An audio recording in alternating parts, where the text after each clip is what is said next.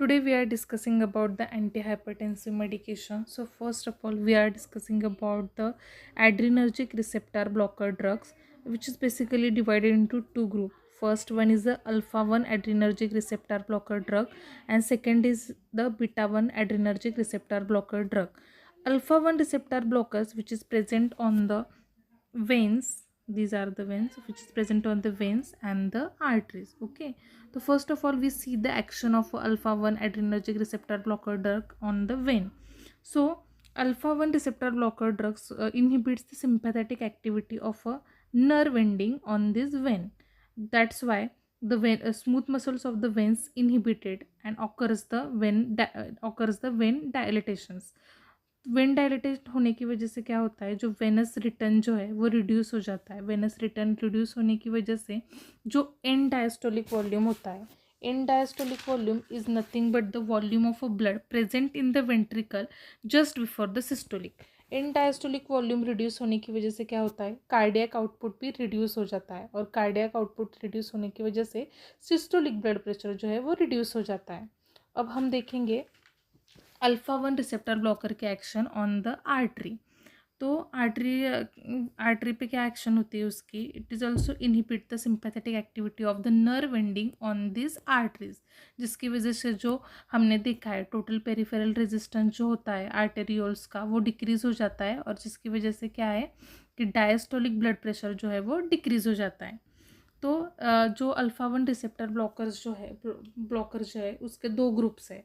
First is the non selective alpha blocker and second is the selective alpha 1 blocker. तो सबसे पहले हम देखेंगे नॉन सिलेक्टिव अल्फा ब्लॉकर, जिसमें होते हैं अल्फा 1 एंड अल्फा 2. तो ड्रग्स कौन से है इसमें, फिनॉक्सीबेंजामाइन एक आता है, और जो दूसरा जो आता है वो फेंटोलामाइन होता है.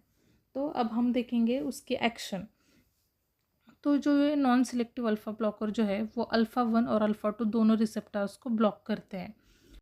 जब हम सो के उठते हैं तब क्या होता है कि जो ब्लड वॉल्यूम जो है वो लोअर लिम्ब में अक्यूमुलेट हो जाता है, जिसकी वजह से क्या होता है कि जो हमारे सिंपैथेटिक नर्वस सिस्टम जो है वो स्टिमुलेट हो जाती है, और वो क्या करती है कि नर्व एंडिंग जो होती है वो नॉरेफिनेफ्रिन रिलीज़ करती है. नॉरेफिनेफ्रिन रिलीज़ करने की वजह से क्या होता है कि वेन का जो फीलिंग है वो इंक्रीज़ हो जाता है, एंड डायस्टोलिक वॉल्यूम इंक्रीज़ हो जाता है, जिसकी वजह से इनडायरेक्टली कार्डियक आउटपुट इंक्रीज़ होने के बाद सिस्टोलिक ब्लड प्रेशर इंक्रीज़ हो जाता है. उसी तरीके से आर्टेरियल के ऊपर भी टोटल पेरिफेरल रेजिस्टेंस इंक्रीज़ हो जाने की वजह से डायस्टोलिक ब्लड प्रेशर इंक्रीज़ हो जाता है.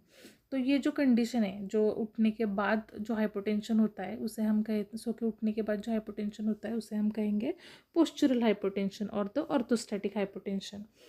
इस तरीके से अल्फ़ा 1 रिसेप्टर ब्लॉकर ड्रग्स की वजह से सिस्टोलिक और डायस्टोलिक ब्लड प्रेशर डिक्रीज़ हो जाता है. अब हम देखेंगे अल्फ़ा 2 रिसेप्टर ब्लॉकर.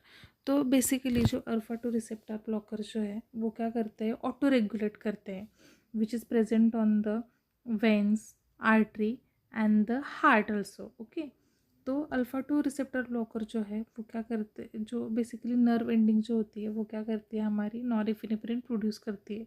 लेकिन जब हमारी नर्व एंडिंग जो होती है वो एक्सेसिव नॉरेफिनेफ्रिन प्रोड्यूस करती है, तब alpha 2 receptor blocker excessive stimulate हो जाती है, और एक्सेसिव स्टिमुलेट हो जाने की वजह से क्या होता है कि जो नर्व एंडिंग है उनको पता चलता है कि नॉरेफिनेफ्रिन एक्सेसिव रिलीज़ हो रहा है, तो वो नॉरेफिनेफ्रिन का जो रिलीज़ है वो कम कर देती है. लेकिन अगर फिर भी अगर नर्व एंडिंग नॉरेफिनेफ्रिन एक्सेसिव रिलीज़ कर रहे हैं, लेकिन फिर भी यहाँ पे वेंस और आर्टरी के ऊपर अल्फ़ा 1 रिसेप्टर ब्लॉक होने की वजह से उनकी एक्शन वेंस और आर्टरी पे नहीं होती, जिसकी वजह से हाइपरटेंशन नहीं होता. लेकिन अगर हम हार्ट की बात करें जहाँ पे अल्फ़ा 2 रिसेप्टर प्रेजेंट होते हैं, तो यहाँ पे क्या होता है कि अल्फ़ा 2 रिसेप्टर ब्लॉक होने की वजह से एक्सेसिव नॉरेफिनेफ्रिन रिलीज़ होता है, लेकिन हार्ट पे अल्फ़ा 1 रिसेप्टर्स नहीं होते, तो यहाँ पे बीटा रिसेप्टर्स होते हैं. तो ये एक्सेसिव नॉरेफिनेफ्रिन जो नर्व एंडिंग ने रिलीज़ किया है वो हार्ट पे एक्ट होती है, और जिसकी वजह से टैकीकार्डिया होता है. तो ये जो है नॉन सिलेक्टिव अल्फ़ा ब्लॉकर का ड्रॉबैक है, क्योंकि ये सिर्फ अल्फ़ा 1 रिसेप्टर को ब्लॉक नहीं करती, तो अल्फ़ा 2 रिसेप्टर को भी ब्लॉक करती है, जिसकी वजह से टैकीकार्डिया होता है. In our next video we are discussing about the selective alpha 1 blocker. Please stay tune. Please subscribe, like, comment my channel. Thank you.